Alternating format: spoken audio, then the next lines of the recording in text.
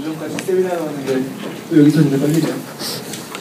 일단 그 통계를 보여드린 거 안에서 전 타석, 규정 타석으로 나누어가지고 이게 비주얼라이제이션이 됐습니다. 그래서 일단 간단하게 설명드리면은 경기 수는 이제 모두 아시다시피 됐고요.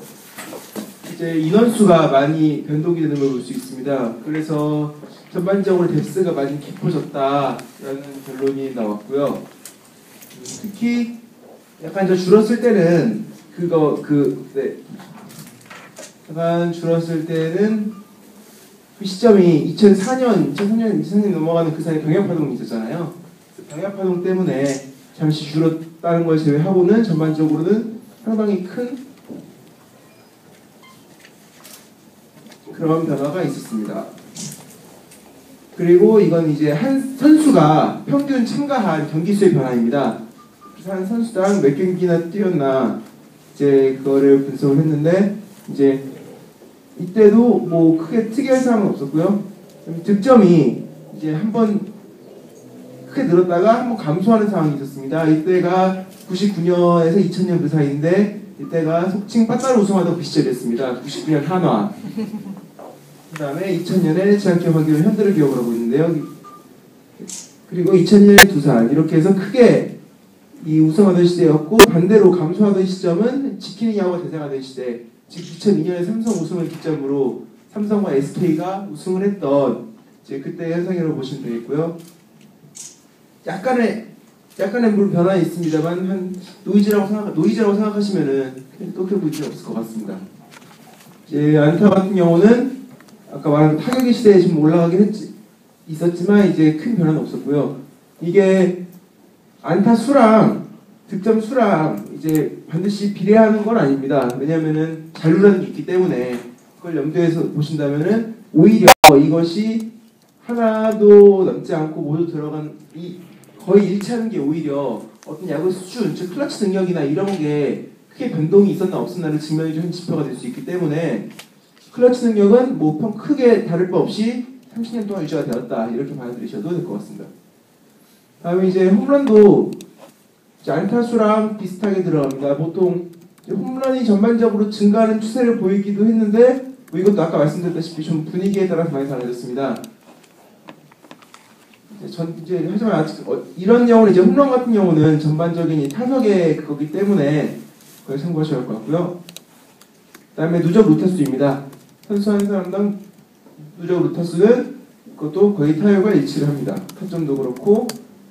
그 다음에 여기 보시면은 사사구도 흔히 단순하게 출루율이 아니라 사사구를 보는 이유가 투수들의 영향이 있는데 이것도 아무래도 좀 연관이 있는 게 젖대가 높아지면 흔히 사사구가 나오는 경우가 두 가지가 있습니다. 첫째는 투수가 못 던지든가 둘째는 타자가 잘 보던가. 그러면은 보통 이제 얻어맞는 경우가 뭐가 있냐면 투수가 코너워크가 안 돼가지고 카운트가 물리다 안 되겠다 싶어서 가운데를 넣었다가 얻어맞습니다. 이제 그런 상황이 벌어지기 때문에 이제 그런 당연한 상황을 전제로 하면은 이 사구도 어떤 출루율과 어느 정도 비슷한 패턴을 보이는 게 맞다고 볼 수가 있습니다. 그 다음에 삼진수는 오히려 증가를 하다가 지키는 야구의 맥시멈이었던 SK 왕조 시대에 한번 뚝 감소를 합니다. 여러 가지 이유가 있긴 하겠지만 이때는 단순하게 삼진보다도 어떤 강팀들의 패턴이 이제 맞춰 잡는 게 많이 발달하던 시대였습니다. 특히 2007년, 2008년 이때는 SK가 국가대표급 센터라인을 가지고 활약을 하던 시대였기 때문에 이때만 잠깐 감소를 한 걸 제외하고는 삼진도 꾸준히 증가하는 추세였습니다. 이것은 아까 홈런하고 비슷하다고 볼 수가 있는데요. 홈런은 크게 두 가지가 있습니다. 때렸더니 넘어가더라. 넘기려고 때렸다. 보통 두 가지가 있습니다. 근데 이제 맞았으니 넘어가더라 같은 경우는 보통 이런 선수들은 타율과 홈런 기울이 차이가 안 나는 반면에 이제 그 반대의 경우는 상당히 차이가 많이 납니다. 이 맞았더니 넘어가더라의 대표적인 경우가 김태균, 이대호가 가장 대표적인 경우고 그다음에 넘기려고 때리는 경우에 가장 대표적인 경우가 이승엽입니다. 그래서 삼진도 증가를 하긴 했지만 이제 오히려 이때가 약간 예외였던 시대가 있었습니다만 그래도 전반적으로도 홈런하고 같이 비례를 한 게 투수들이 점점 한 방을 노리고 들어가는 다시 타자들이 점점 한 방을 노리고 들어가는 그런 시대가 점점 돌아왔다고 볼 수가 있고, 이것은 또 인사 고과나 어떤 명예에도 영향을 미칠 수가 있습니다. 단순하게 누군가는 수위 타자를 더 중점을 두지만 사실 언론은 홈런하는 사실 좀 더 기회를 둡니다. 사실 홈런이라는 게 많이 언론 친화적인 것도 있고 베이브루스 케이스에서 보듯이 도루의 경우는 올해 약간씩 감소하는 경향을 보였습니다. 초반보다 많이 감소했는데 그 이유는 이제 배터리가 많이 바뀌었다고 하는데요. 그 기점이 보시면은 많이 뚝 떨어진 기점이 84년입니다. 이때 어떤 일이 있었냐면은 해태에 김우종이라는 포수가 들어왔습니다. 기존에는 그냥 캐쳐였던 포수를 어떤 조합이나 하나의 배터리로 이끌어낸 게 국내의 그런 개념을 사실상 들고 들어온 게 이제 해태 제일교포 포수였던 김우종인데요. 일본식 말 그대로 일본에서 배워가지고 왔기 때문에 그 시대 이후로 많이 감소를 한 것을 볼 수 있습니다. 다음에 실책은 한사람당 이 실책은 내려가는 추세였습니다. 하지만 이따 다시 보시면 알겠지만 규정 타석이 다시 정리하는 거 보면은 오히려 규정 타석에는 별로 변하지 않았다. 이게 어떤 걸 증명을 할 수가 있냐면은 이제 규정 타석을 세우는 기준은 감독마다 틀리겠지만 아무래도 고타율이 많습니다. 단순하게 타율 평균만 내어보면은 전체 타석의 평균보다 이 규정 타석에 들어간 타자들이 훨씬 높은데 이제 이런 거는 좀 전타석에 들어가는 경우 오히려 로스트에 올라갈 때는 단순하게 타격 능력보다는 배수비나 이렇게 수비 능력 또한 많이 보는 그런 분위기를 얻겠다고 볼 수가 있습니다. 이게 전타석의 타율이고요. 출루율 아까랑 거의 안타수랑 세타구수랑 거의 비슷한 패턴을 보이고 있습니다. 오페스도 크게 변화가 없었고 도루 성공률은 한동안 답보 상태에다가 최근 다시 느는 걸로 보입니다. 이거는 이제 한 베이스 더 가는 발야구가 김경문 감독이로 본격적으로 나왔던 그 시점과 거의 일치한다고 볼 수가 있습니다. 다음에 규정 타석 보시겠습니다. 규정 타석에 들어간 선수 인원은 생각보다 적습니다. 이거를 8개 구단으로 나누면은 저기 40에 걸쳐 있는데 8개 구단 나누면 한 구단에 5명 정도밖에 안 된다는 얘기가 나옵니다.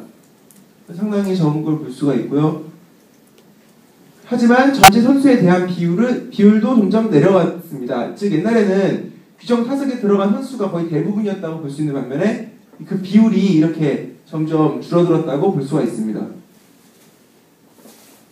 그 대신 이 선수당 평균 출전 경기 수는 늘었습니다. 즉 규정 타석에 들어간 선수들은 거의 모든 경기를 다 소화를 했다는 그런 게 나옵니다.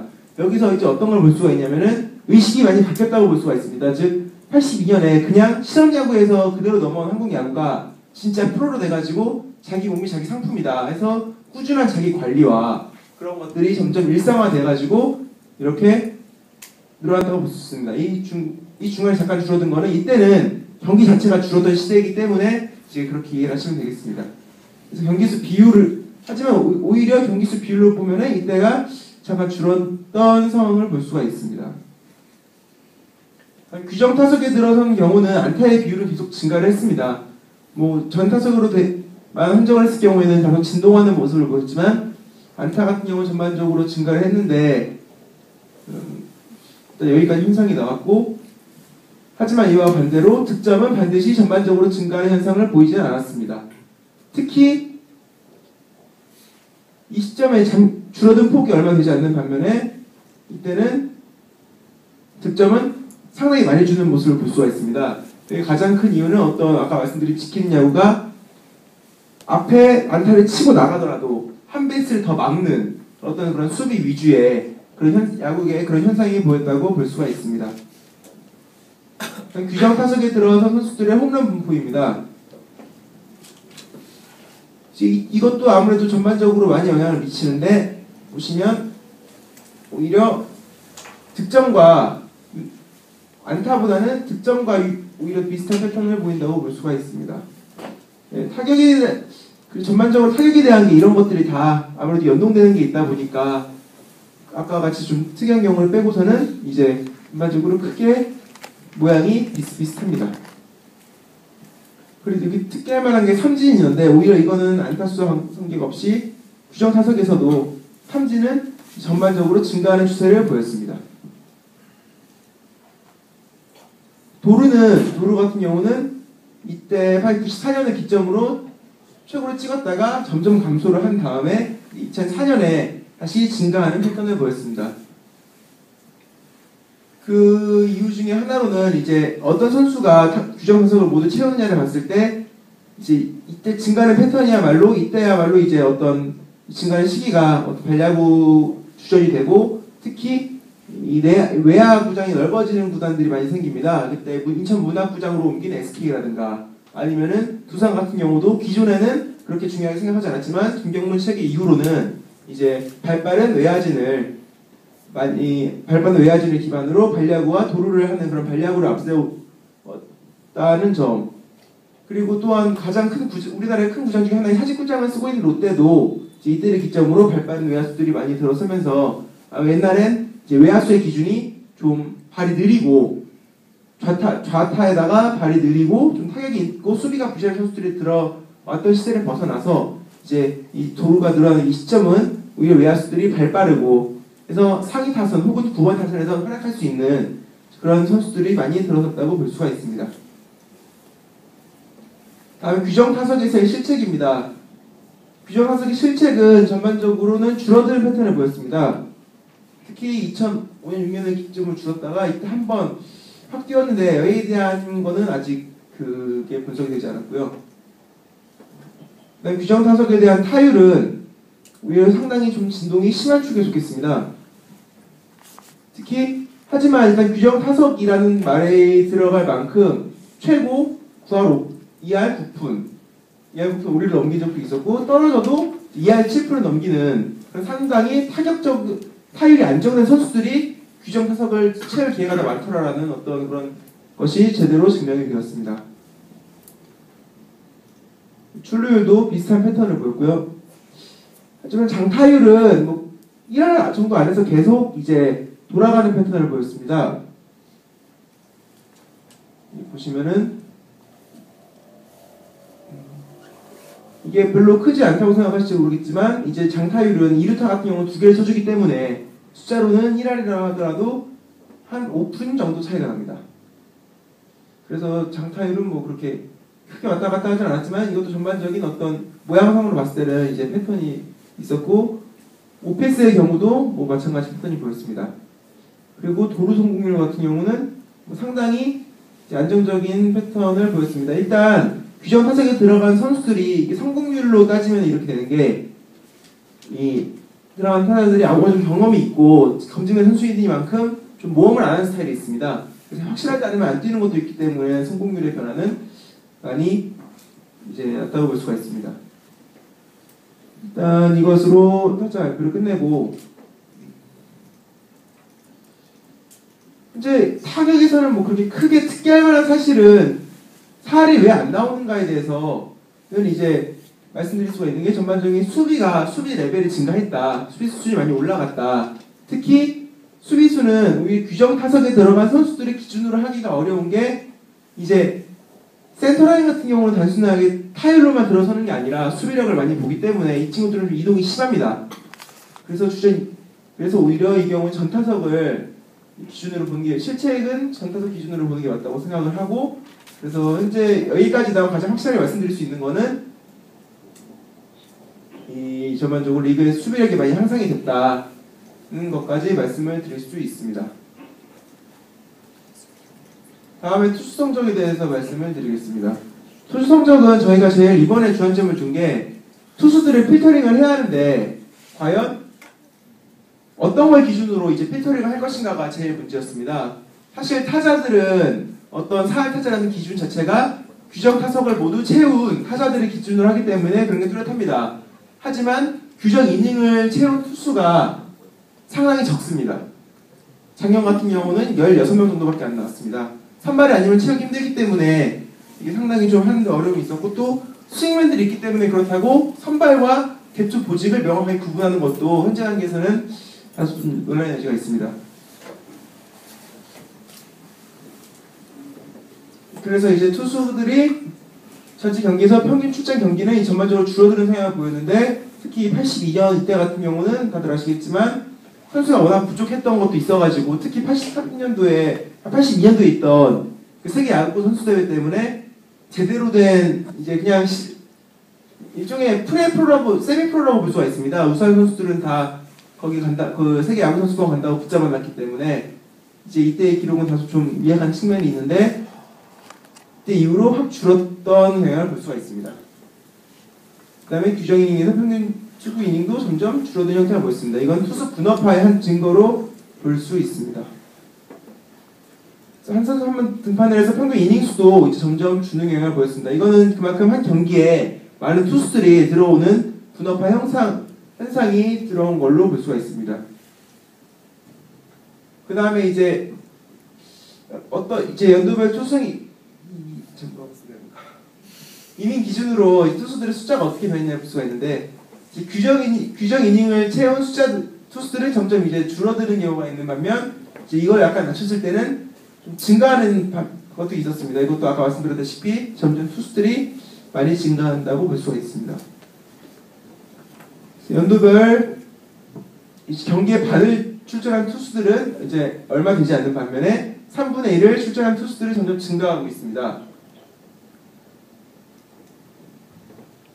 그래서 이제 중요한 스탯도 사실 이 중에서 어떤 데이터를 고르든 분업화가 되고 또 이제 패전 투수 아무리 그래도 패전 처리 투수들은 상당히 고정된 경향을 보입니다. 그러니까 고정의 데이터 인원수가 정해져 있습니다. 그래가지고 2군에서 막 올라오면은 등판 시켜가서 패전 처리 시켜보고 시험 찾으면 내리고 괜찮으면 붙박이로 두고 써보다가 괜찮으면 올리고 이런 게 되기 때문에 상당히 어떤 기준을 정하기가 어려운 부분이 있습니다.